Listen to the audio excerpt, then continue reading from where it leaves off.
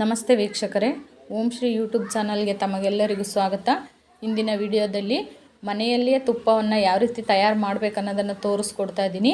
ಇದುವರೆಗೂ ನಮ್ಮ ಚಾನಲನ್ನು ಸಬ್ಸ್ಕ್ರೈಬ್ ಆಗಿಲ್ಲ ಅಂದರೆ ದಯವಿಟ್ಟು ಸಬ್ಸ್ಕ್ರೈಬ್ ಮಾಡಿ, ಹಾಗೆ ಒಂದು ಲೈಕ್ ಕೊಡಿ. ನೋಡಿ, ಈ ರೀತಿ ಮರಳಾಗಿರೋವಂಥ ತುಪ್ಪವನ್ನು ಮನೆಯಲ್ಲೇ ಇಷ್ಟು ಸುಲಭವಾಗಿ ಮಾಡಬಹುದು. ಭಾಳ ಕಷ್ಟ ಏನಿಲ್ಲ, ತುಂಬ ಈಸಿ. ಸ್ವಲ್ಪ ಮೆಂತ್ಯಕಾಳನ್ನು ಬಾಣಲಿಯಲ್ಲಿ ಹಾಕಿ ಸ್ವಲ್ಪ ಬಿಸಿ ಮಾಡ್ಕೊಳ್ಬೇಕು. ಸ್ವಲ್ಪ ಚಟಪಟ ಅಂತ ಸಿಡಿತಾವು.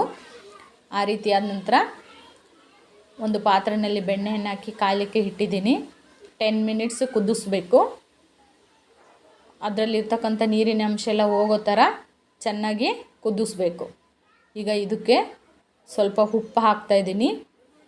ಉಪ್ಪು ಯಾಕೆ ಹಾಕಬೇಕಂದ್ರೆ ತುಪ್ಪ ತುಂಬ ಟೇಸ್ಟಿಯಾಗಿರುತ್ತೆ, ಹಾಗಾಗಿ ಸ್ವಲ್ಪ ಹಾಕಬೇಕು, ತುಪ್ಪ ಜಾಸ್ತಿ ಹಾಕಬೇಡಿ. ಈಗ ಇದನ್ನು ಚೆನ್ನಾಗಿ ಕುದಿಲಿಕ್ಕೆ ಬಿಟ್ಟು ಈಗ ಹುರಿದಿಟ್ಕೊಂಡಿರೋ ಅಂತಹ ಮೆಂತ್ಯಕಾಳನ್ನು ಪುಡಿ ಮಾಡ್ಕೊಳ್ಳೋಣ.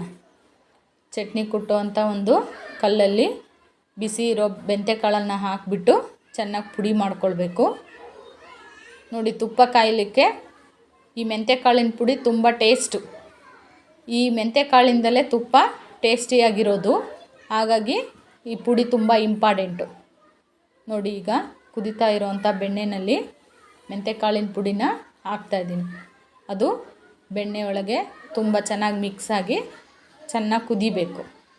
ನೋಡಿ, ಕುದೀತಾ ಇದೆ. ಈಗ ಅದೇ ಕಲ್ಲಲ್ಲಿ ಬೆಳ್ಳುಳ್ಳಿಯನ್ನು ಹಾಕಿಬಿಟ್ಟು ಸ್ವಲ್ಪ ಜಜ್ಜಬೇಕು.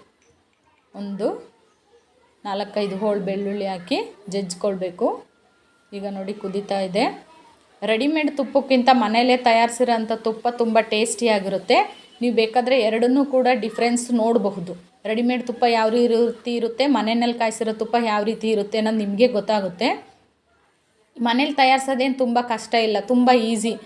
ಈ ವಿಡಿಯೋ ನೋಡ್ಕೊಂಡು ಒಂದು ಸಾರಿ ಟ್ರೈ ಮಾಡಿ.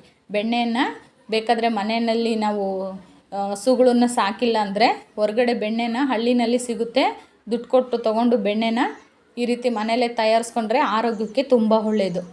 1 ಡ್ರಾಪು ನೀರನ್ನು ಹಾಕಿದರೆ ಇದರಲ್ಲಿ ನೋಡ್ರಿ ಈ ರೀತಿ ಸೌಂಡ್ ಬರುತ್ತೆ. ಅಂದರೆ ಈ ಥರ ನೊರೆ ಬರುತ್ತೆ. ಆವಾಗ ಅದು ಚೆನ್ನಾಗಿ ಕುದ್ದಿದೆ ಅಂತ. ಈಗ ಅದಕ್ಕೆ ಜಜ್ಕೊಂಡಿರೋಂಥ ಬೆಳ್ಳುಳ್ಳಿ, ಒಣಮೆಣ್ಸಿಕಾಯಿ ಹಾಕ್ತಾಯಿದ್ದೀನಿ. ಈಗ ಇದು ಸ್ಟವನ್ನು ಆಫ್ ಮಾಡ್ಕೊಳ್ಬೇಕು. ಈಗ ಇದು ಚೆನ್ನಾಗಿ ಬೆಣ್ಣೆ ಎಲ್ಲ ಕರಗಿಬಿಟ್ಟು ತುಪ್ಪ ಆಗಿದೆ. ಆಫ್ ಮಾಡಿಕೊಂಡು ಒಂದು ವೀಳ್ಯದೆಲೆ ಮತ್ತು ನುಗ್ಗೆ ಸೊಪ್ಪು ವೀಳ್ಯದೆಲೆ ಇದನ್ನು ಹಾಕಿಬಿಟ್ಟು ಮುಚ್ಚಿಟ್ಬಿಟ್ರೆ ಆ ತುಪ್ಪದಲ್ಲಿ ಅವು ಚೆನ್ನಾಗೆ ಚಟಪಟ ಅಂತ ಸೌಂಡ್ ಬಂದು ಫ್ರೈ ಎಲ್ಲ ಆಗ್ತಾವೆ ಅದರೊಳಗೆ. ಇವೆಲ್ಲ ತುಪ್ಪಕ್ಕೆ ಒಳ್ಳೆ ಟೇಸ್ಟ್ ಕೊಡೋ ಅಂಥ ಸಾಮಗ್ರಿಗಳು. ನೋಡಿ, ಈ ರೀತಿ ಆಗಿದೆ ತುಪ್ಪ. ಈಗ ಸ್ವಲ್ಪ ತಣ್ಣಗಾಗಲಿಕ್ಕೆ ಬಿಡಬೇಕು ತುಪ್ಪನ. ನೋಡಿ, ಈಗ ತಣ್ಣಗಾಗಿದೆ. ಈಗ ಇದನ್ನು ಒಂದು ಬಾಕ್ಸ್ ಒಳಗೆ ತೆಗೆದಿಟ್ಕೋಬೇಕು.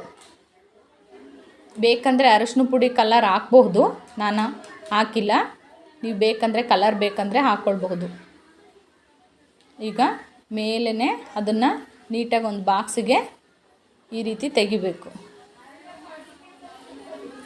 ನೋಡಿ, ಎಷ್ಟು ಚೆನ್ನಾಗಿದೆ ತುಪ್ಪ ಇದು.